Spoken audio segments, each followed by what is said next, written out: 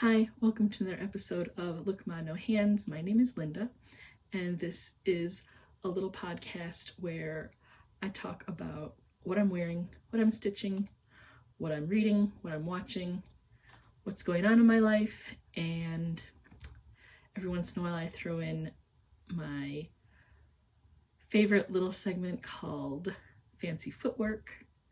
I don't think there will be any this week just because I'm running out of creative ideas to include a fancy footwork segment. So I don't know, I'll have to start getting a little bit more creative, but with that, let's get started on what I'm wearing.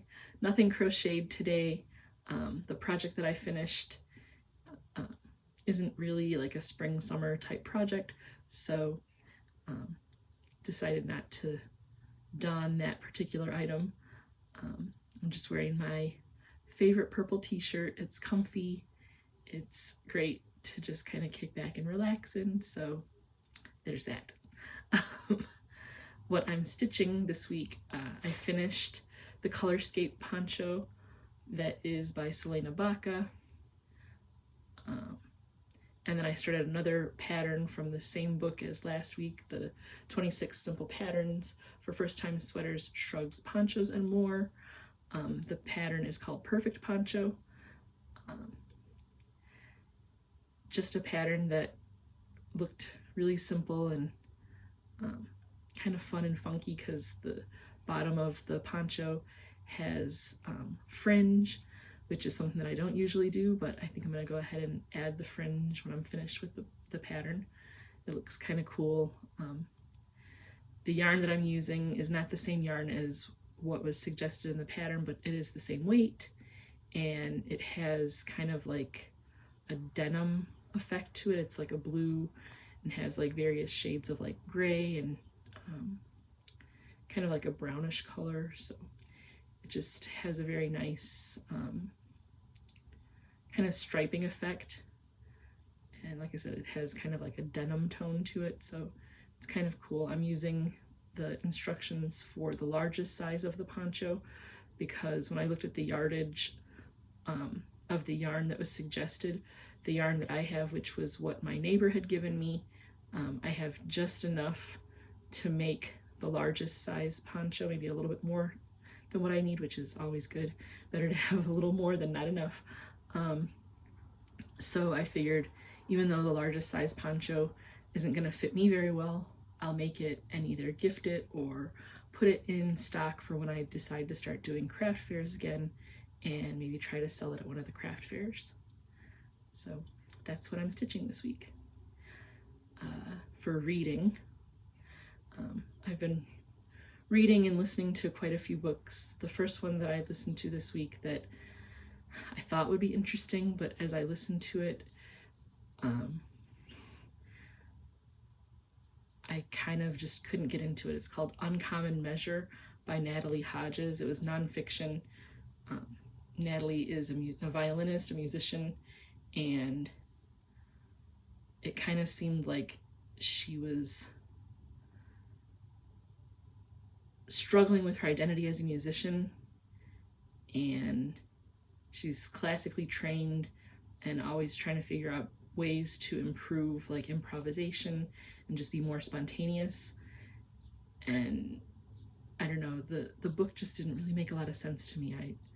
I'm not sure if I just wasn't into it like I thought it would be, but yeah, it's not one that I would recommend. So with that, I'll move right on to The Villa by Rachel Hawkins, which the description really drew me in. It's a novel about two women who are authors that decide to take a vacation at a villa in Italy, and the villa where they're staying is the site of a murder that took place in the 1970s. As this novel, like the story, I don't think there's any truth to the location or the happenings, but in the 70s there were artists, musicians that stayed at this villa, and a murder takes place, and then nobody really knows like exactly what happened, how, you know, how the murder happened, who committed the murder. And so these two authors in like modern time or current time are there kind of thinking about the happenings of the past and kind of get lost in like the true crime element of it. And they're best friends, but then kind of like rivals too, because they're both in the writing industry, and one of them has found success, the other is struggling. She's going through a divorce. There's just all kinds of drama when it comes to that, and things that happen make one or the other think that they've been betrayed, and a lot of like angst and hard feelings just because of how things are unfolding, where they think they're best friends, but then they think the other has betrayed them. And yeah, so that one was interesting. And then just trying to pinpoint in the true crime aspect of the murder that took place, to try and follow along with the ladies to see if we as the reader can figure out what exactly happened with that murder. So it was a good kind of like whodunit type of book, and a lot of fun things that kind of happened in terms of like the friends finding out truths about one another. So that one I would kind of recommend. Yeah. And then this next one that I read, The Memory Library by Kate Storey. This is a book that I read that actually was like a print book that I had to actually like read. So it took a little bit longer for me to read it, just because when I'm reading a print book, I can't do other things like crochet or paint or whatever. So I've had this book for way longer than I'd like to admit, checked out of the library. But in this story, there's a mother and daughter who are estranged from one another. The mother has an accident in the home that requires the daughter to return home to her after more than 2 decades to look after her while she's recovering from her accident. And the reason for the daughter being estranged from the mother is something that the daughter misinterpreted at some point, and as the story unfolds, she finds that what she thought of her parents was not exactly true, and she kind of had things confused, mixed up, and she needs to kind of resolve for herself her feelings towards her mother. And she starts to realize that her mother cared so deeply for her and did this amazing thing in which she purchased a book for her and on her birthday every year, and then wrote an inscription in it. All of the books were destroyed at the beginning of the story, and when the daughter discovers how dedicated her mother was to her despite them being estranged, she decides to try to make things up to her mom by also making a big gesture and a dedication to her that was quite a moving gesture that she had done. And the woman finds that the way she thinks of the world and the way she behaves in the world makes her kind of cold and uncaring, and she sees what a loving and caring woman her mother is. So she kind of resolves to herself that she's going to try and do better about, you know, not judging a book by its cover, so to speak, and taking time to learn about people before she passes judgment on them. There are a lot of characters in this book that are super fun. One of them is the local public librarian who moonlights as a drag queen, which I think is very interesting, because you have this buttoned up character that like at night just kind of like lets his hair down and has like this very flamboyant and outrageous character.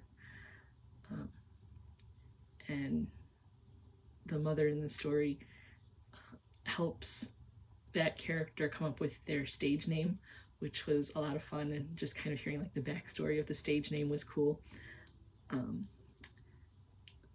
There is a stray cat in the story that the woman had adopted that is also very judgmental of people. If the cat likes you, obviously, as most cats do, it will curl up around your legs and keep your feet warm for you, but if it doesn't like you, it gives you the cat version of the middle finger by turning tail and showing you its rear end. And so in the story, the woman is very insulted by this cat because he basically, through probably 30% of the book, is constantly flipping her off. And she can't understand or imagine why this cat just hates her so much. But as the story moves on, she's kind of like, maybe I'm the a-hole. Like, this cat kind of knows people.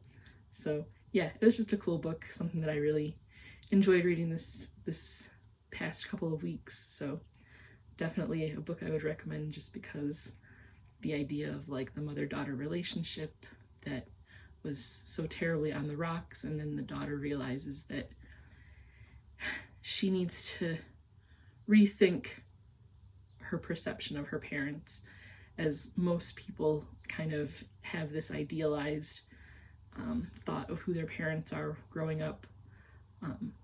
Most of what we know as our parents when we're children is based pretty much on what our parents want us to know. Parents tend to want to protect their children or protect themselves, and so they don't always show us their true selves, and sometimes it's not until we are adults, or even until our parents have passed, that we learn a little bit more of what is true of our parents. So this book really helped give a little bit of perspective on being an adult and having like a grown-up relationship with our parents, and I really enjoyed it. It gave, like I said, gave good insight. And then the other book that I read was Book Lovers by Emily Henry, another romance novel. I just can't get away from them. I always say I'm not going to read another romance novel, and then I do. This one was very cute. I liked it. In the beginning of the book, the main character, who is a book agent, she goes out to try and help people sell their books to publishing companies, and she's kind of knocking all of like the tropes of romance, and how like you have like the enemies to lovers, and just like all of those kinds of things that you have come to expect of romance novels. And she's annoyed by all of it, and then she finds her life is kind of turning into a cheesy Hallmark-ish romance story. She and her sister experienced tragedy when their mother passed away when they were quite young, and she kind of had to step up and raise her younger sister in their mother's absence, and in doing so didn't have time to kind of resolve her own grief, and had to help her sister kind of work through her grief. And so she's always trying to protect her sister and do things to make sure that her sister has the best life she can have, and then kind of sacrificing her own happiness and her own joy in life. And as her sister's getting older, she's realizing that she has a lot because of the sacrifices her sister made, some of the sacrifices of which she doesn't even know about. And so she wants her sister to kind of take time for herself and say, like, you know, I'm grown up now, I don't need you to look after me, which kind of devastates the woman because she's dedicated her entire adult life to doing everything to make sure little sister has all she needs and then some. So she kind of has a moment where she feels like, what is my life going to be if it's not to take care of her? And the younger sister is kind of like insulted that, like, how can you just like continue to sacrifice yourself? I'm an adult now, I can do things for myself, I have my own family. And so they kind of are a little bit at odds with one another.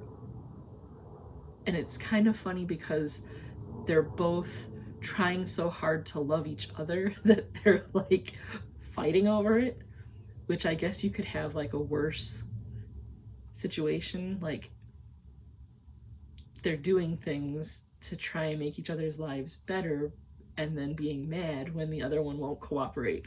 So it was cute in that aspect. And then the little kind of romancy part was with an editor that the woman works with as she's trying to sell her books to publishing companies.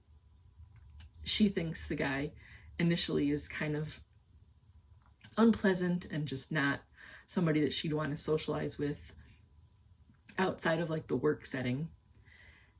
And in the time that her sister kind of sets aside for them to just go off and have like a girls' week or a girls' summer, I guess, it's several weeks that they take some time away from their lives, paths cross again with the editor guy, and a bunch of hijinks as, again, the tropes of romance go. The agent and the editor kind of spend time together and realize, maybe I do like you, I don't know. So the whole enemies to lovers thing, the main trope that the main character was like, this is ridiculous, ends up being her life circumstance. As all romance novels do, this has a happy ending. And I guess that's why we read them, right? Because we all love a happy ending. I don't know, would you read a book if you knew it was going to end on a sour note? That's an interesting thing to think about. Now I'm going to have to be on the hunt for like a book that ends where you're like, wow, that really sucked. And if there aren't any out there, maybe I'll have to write one. I don't know.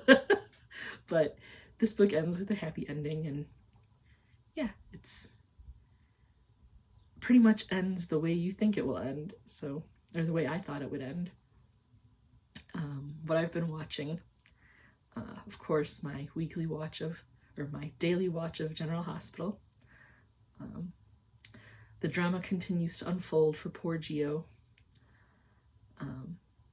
Tim and I got him into watching during the nurses' ball, and then with all of the drama that unfolded at the nurses' ball, now he is hooked, and I'm so excited because he makes fun of me for watching soap operas, and now he's like, I'm gonna watch until the end of this storyline so that I can know what happens. And I'm like, the storyline's never gonna end. That's the whole thing. Like, now you're part of the General Hospital cult. You're here with us. He will never escape. So he's watching General Hospital with me now.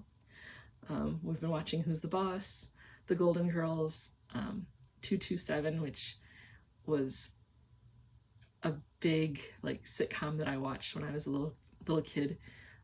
Probably didn't understand a good portion of what happened in that just because a lot of it was like grown-up stuff, but Regina King's young character in there is like middle school aged, and some of the things that she gets involved with in there are fun. So I guess there probably were some things that interest me as a kid when I watched that show, but it's just a fun little sitcom. On Prime Video, we watched Untamed Heart, which when I was in high school and like my young adult years was one of my absolute favorite movies. I watched like way more times than I'd like to admit. And every time I watch it, I cry, which is stupid, but I do anyway. It's not like I don't know what's going to happen after watching it a million times, but it gets me every time. We watched Titanic, which we kind of laughed about how ridiculously long the movie is. Tim said he had never seen the movie like in its entirety. Like, he knows all of like the memes that come up on social media kind of mocking Titanic and things like that, but he decided he wanted to like watch the movie to see like where those memes come from. And yeah, he enjoyed it. He said it was interesting, and kind of like me, can hardly believe like it's based on like a true historical event, and like all of the things, like obviously hindsight being 2020, the things that happened that contributed to that tragedy, you're like, how in the world could they have been so short-sighted and I guess kind of have such inflated opinions of their abilities that they did all of these things that led to such tragedy. The whole thing of like not having enough life vests or enough lifeboats, or like just so many things that like there could have been a lot less carnage if they had just planned better. If they had just like all of the, you know, like I said, hindsight being 2020, if they had done this, if they had done that, it could have been way less tragic than it was. We also watched the movie Lisa Frankenstein, which when it first came out, I think it was like early last year. I wanted to go see it in the theaters and never got around to it. And it's probably a good thing because it wasn't a great movie. I mean, it was interesting, it was funny, it was cute, but I don't know that I would have wanted to spend money on a movie ticket to go see this. It was a good fluff piece, a fun like 2 hours that we spent, but it wasn't anything to write home about. So yeah, the teenage character Lisa, the story is set in the 80s. She's kind of like an outcast in her school. People think she's weird, you know, typical like high school stuff. And she runs away from a party after having been accosted by one of her classmates and drugged by another classmate. And it's just very like intense and just inappropriate things happening. She runs to the local cemetery and approaches a headstone of a person that passed away in like the 1800s, and she's kind of like lamenting at this gravesite and says, "I wish I could be with you." And what she meant was she wanted to die, but the spirit of the person that is laid to rest at that grave takes it as like her confession of devotion to that person, and they rise from the grave overnight, and that's like the whole Frankenstein thing, appear at her house, and then they try to avenge all of the things that happen to her that make her upset, as any true like romantic person would do. Is like, he's, you know, this like Victorian hero person that comes in and just wants to like sweep her off her feet. And because she's this like disgruntled teenager, she's torn between like the things he's doing are awful, but he's doing them because he loves me. It's just a very strange movie, but like I said, lots of fun, a great way to spend just a couple of hours like letting all the problems of the world go away. And definitely not an Oscar winner, but it was a fun film. We watched a lot of stuff this week. The People We Hate at the Wedding, which was another fun story of like family dysfunction and just craziness. I would definitely recommend this one too, just because, again, a fun, you know, couple of hours just forgetting about the world and seeing other characters that have kind of miserable lives. It's great to have drama in my life that's not my own drama. So these characters are struggling with feelings of inadequacy between siblings, where they think that like one of them has like this gilded life because they're well off and they live in Europe, and like it's all of this like fanciness, and they're struggling with their jobs and their relationships, and they're just miserable. So they think that their older sister just has like this perfect, amazing everything. And they come to find out, again, kind of like the memory library, find out that like things are not always as we perceive them. But in the end, everybody resolves their issues and comes together, and all the family is happy and united. And yeah, so that was a fun one to watch. And then throwing it back old school, we watched Uptown Girls, which I've been begging him, please, let's watch this movie, it's so much fun. And he keeps like resisting because it's looks like it's going to be kind of girly and like just not that great. But at the bequest of his uncle, my brother, he was like, oh, I love Uptown Girls. So Tim says, okay, I guess if Uncle Ricky loves that movie, I can watch it to see like what's great about it. If both Mom and Ricky love the movie, it can't be all bad. So he watched it with me. He said, okay, that was actually pretty good. So yeah, he enjoyed Brittany Murphy and Dakota Fanning and all of the antics they got up to in that movie. And then continue watching a little bit of Bridgerton, and my mom and I finally this week did finish the final episode of Cobra Kai, and I really enjoyed how they kind of came full circle back to the first episode of the first season and kind of bringing it back to focusing on Johnny and how this was kind of like his redemption story, and everybody again kind of got their happy ending. So yeah, it was all in all a good week, a busy week.